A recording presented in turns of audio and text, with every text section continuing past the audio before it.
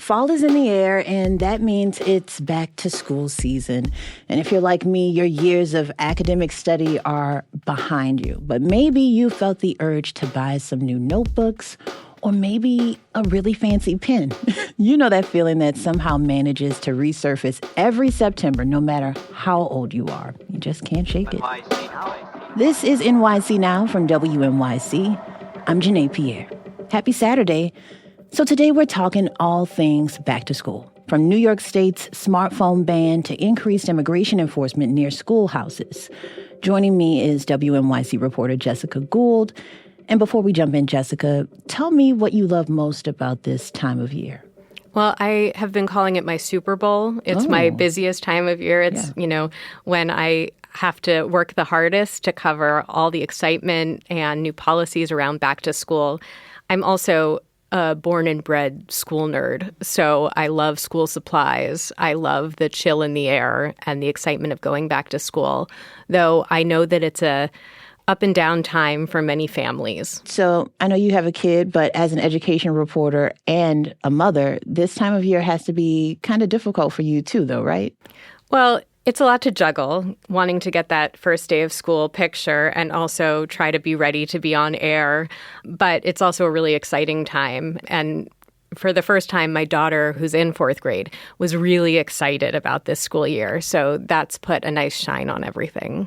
Is your daughter a fourth grader with a cell phone? No, she does not have a cell phone. Okay. All right. Well, that's where we're going with this, Jessica, if you didn't figure it out. New York's statewide smartphone ban is, of course, now in effect. And it's not just phones. It's any personal internet-enabled device like tablets, smartwatches.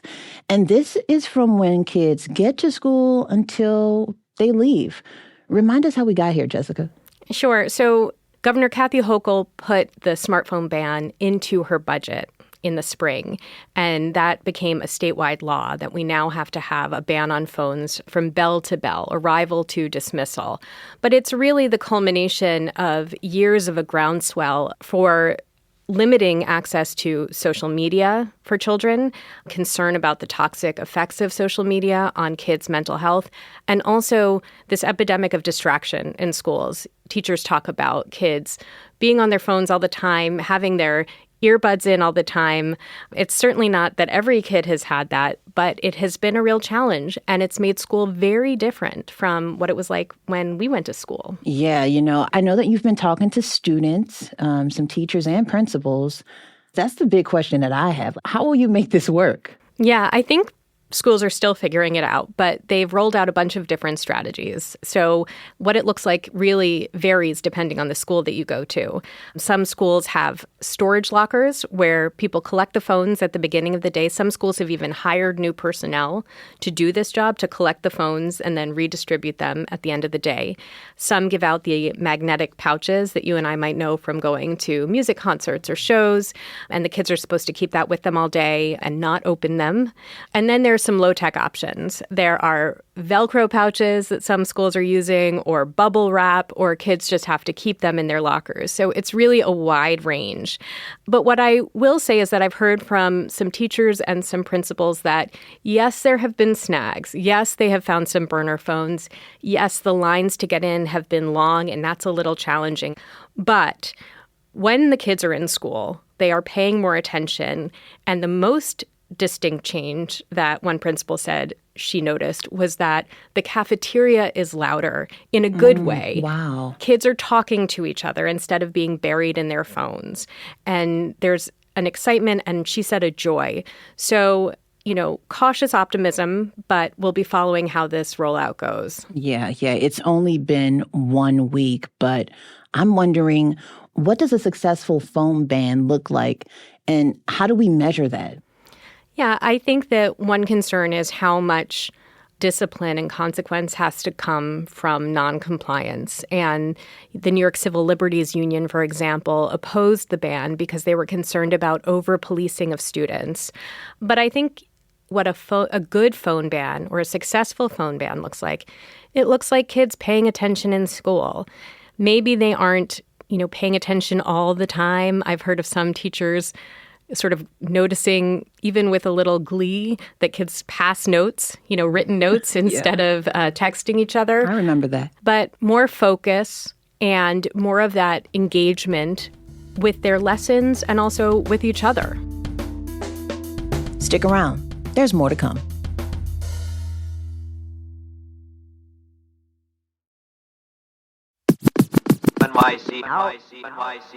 So, Jessica, another big back-to-school story. And, it seems to always be a thing that comes up, school bus service. You and our colleague, data reporter Joe Hong, you all published an investigation this week showing that school bus delays are far worse than the city data actually shows us. Why is that? Yeah, as education reporter, I cover this phenomenon each year, that there's just chaos in school busing at the beginning of the year. And some of that chaos continues throughout the year. Buses are late picking up kids. They're late getting them to school. They're late getting them home. Kids are spending hours, as many as 3 hours on the bus. This is particularly difficult for students with disabilities who disproportionately rely on the school buses to get to school, to get to specialized programs throughout the city and even into the suburbs. So it's a real challenge. And we looked at the extent to which the delays are reflected in the city's official data. And we kind of fact-checked it by talking to parents and looking at their personal logs of how many times the bus was late to pick their kid up and get them to school. And we found that there were so many more delays that parents and their kids experienced than were captured in the data. And what we learned is that the city relies on school bus companies to self-report the delay data. And this is for a complicated reason that probably has to do with challenges the city has had getting functional GPS onto buses, despite millions of dollars in investment to try to make that happen. And what we learned is that the city fines bus companies for delays, but it also relies on those same companies to self-report the delays. So when we interviewed parents, we found that less than a quarter of the delays that they experienced and submitted complaints about were actually reflected in the official data. In your reporting, you mentioned a woman by the name of Heidi Norton. Yeah, so Heidi's son is a fourth grader at a specialized school for dyslexia, which is only a few miles from where she lives. But the bus is often really late, picking her kid up for school and getting her kid to school. This has a real impact on their family in terms of everyone being able to get to work on time, but also on her son, who's going to this school for literacy support. His very first session right after the bell rings is one-on-one reading support. So his first period, if he's late for school, then he misses that completely. And that's the case for many of the kids. She submitted 23 complaints to the education department, but the city's public data showed 0 delays on her route. You trust this child, to get there safely, and you're putting all of your trust in the system, and it keeps failing. What have city lawmakers had to say about your findings? First of all, I talked to a former city council member who helped write a bill that called for reporting on school bus service, including delays.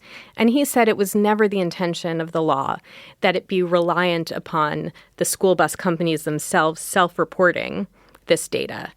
And then I also talked to Rita Joseph, the council member who chairs the education committee for the city. And she said she's going to look into tightening that reporting law. And she also wants to see new contracts with the bus companies that require more transparency, better data reporting, and better service. The reporting bill has to be better. Maybe I need to go back and amend that and tweak it so I'm getting better response, because that data is going to drive my policy. I tell them that.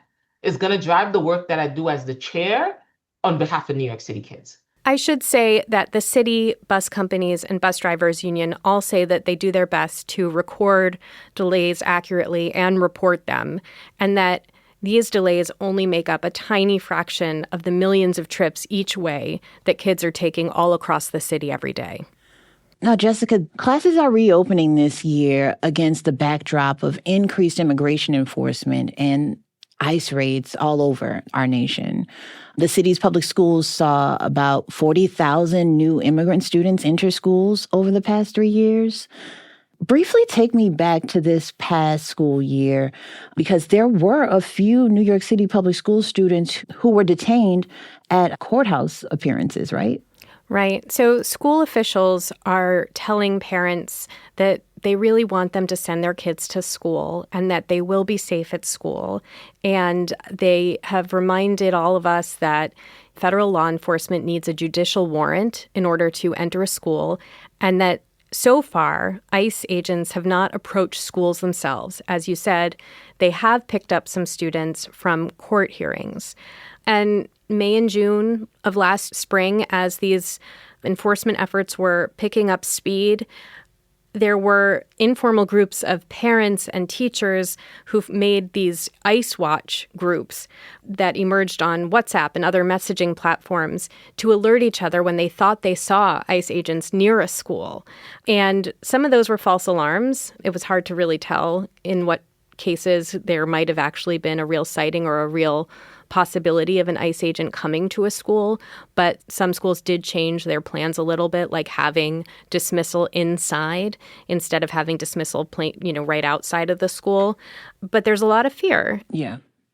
And just to be clear, Jessica, ICE agents cannot enter schools, right? That's right, unless they have a federal judicial warrant, and principals and teachers and even security agents have been advised to call the legal department, to call lawyers that work for the school system if an ICE agent even tries to enter a school. So far, that has not been the case.